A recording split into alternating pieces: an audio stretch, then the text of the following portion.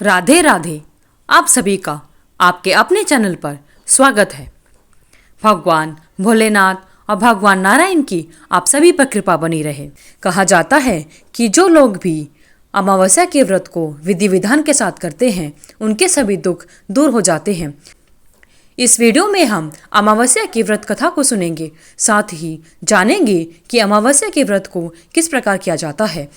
अमावस्या की व्रत कथा के अनुसार एक गरीब ब्राह्मण था। उसके परिवार में वह, उसकी पत्नी एवं उसकी एक पुत्री भी थी। उसकी पुत्री बड़ी हुई तो वह बहुत सुशील, वह कन्या बहुत सुंदर, संस्कारवान एवं गुणवान थी, परंतु गरीब होने के कारण उसका विवाह नहीं हो पा रहा था। एक दिन उस ब्राह्मण के घर एक साधु महाराज आए। उस साधु की उसकी ब्राह्मण की पुत्री ने बहुत सेवा की। साधु महाराज उस कन्या के सेवा भाव से बहुत ज़्यादा प्रसन्न हुए और कन्या को आशीर्वाद दिया और साथ ही कहा कि इस कन्या के हाथ में विवाह योग्य रेखा नहीं है। तब ब्राह्मण दंपति ने साधु से इसका उपाय पूछा कि वह ऐसा क्या करे कि उसकी पुत्री के हाथ में विवाह का योग बन जाए। साधु महाराज ने कुछ देर सोचने के बाद अपनी अंतर्दृष्टि में ध्यान करके बताया कि यहाँ से कुछ दूरी पर एक गांव में सोना नाम की एक धोबिन रहती है और वह धोबिन अपने बेटे और बहू के साथ रहती है, जो बहुत ही आचार विचार और संस्कार संपन्न है तथा पति परायण है। यदि तुम्हारी पुत्री उस धोबिन की सेवा करे और वह धोबिन इसकी मांग में अपनी मांग का सिंदूर लगा दे तथा उसके बाद इस कन्या का विवाह हो जाएगा। इसके बाद ही कन्या का वैधव्य योग मिट सकता है। साधु ने यह भी बताया कि वह धोबिन कहीं बाहर की जाती नहीं है।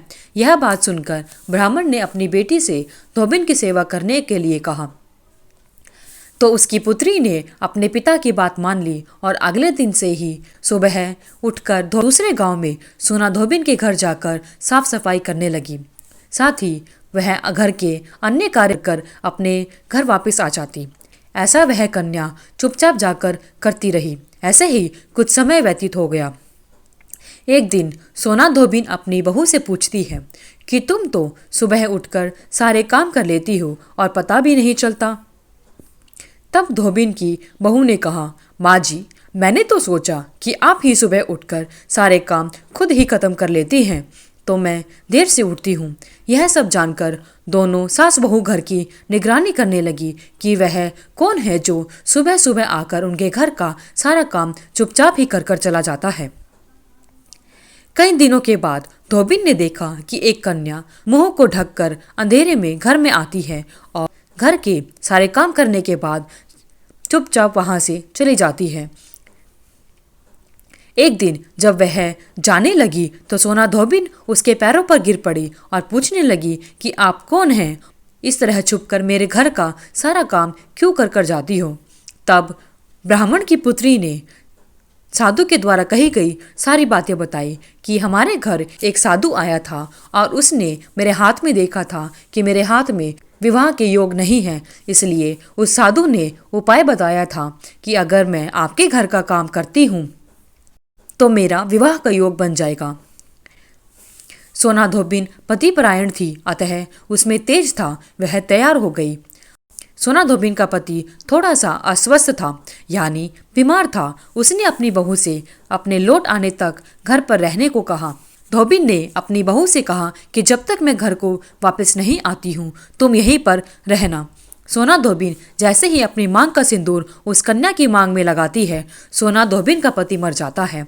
उसे इस बात का पता चल गया और वह घर से निर्जला ही चली थी, यह सोचकर कि रास्ते में कहीं पीपल का पेड़ मिलेगा तो उसे भंवरी देकर और उसकी परिक्रमा करके ही जल ग्रहण करूंगी।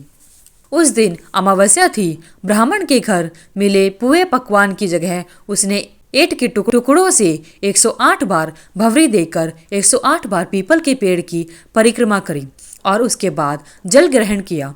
ऐसा करते ही उसके पति के मृत शरीर में वापस जान आ गई। धोबिन का पति जीवित हो उठा। धार्मिक मान्यताओं के अनुसार जो भी स्त्री या पुरुष अमावस्या के दिन भंवरी देने की परंपरा शुरू करती है और हर अमावस्या को भंवरी देती है, उसके सुख और सौभाग्य में वृद्धि होती है। हे भगवान विष्णु, भगवान भोलेनाथ, जिस प्रकार आपने सोना धोबिन और उस कन्या पर अपनी कृपा बनाई, उसी प्रकार अमावस्या के व्रत को करने वाले और अमावस्या की व्रत कथा सुनने वाले सभी पर अपनी कृपा बनाए रखना और सभी स्त्रियों का सौभाग्य अखंड रखना। कुंवारी कन्याओं को मन भावन पति देना।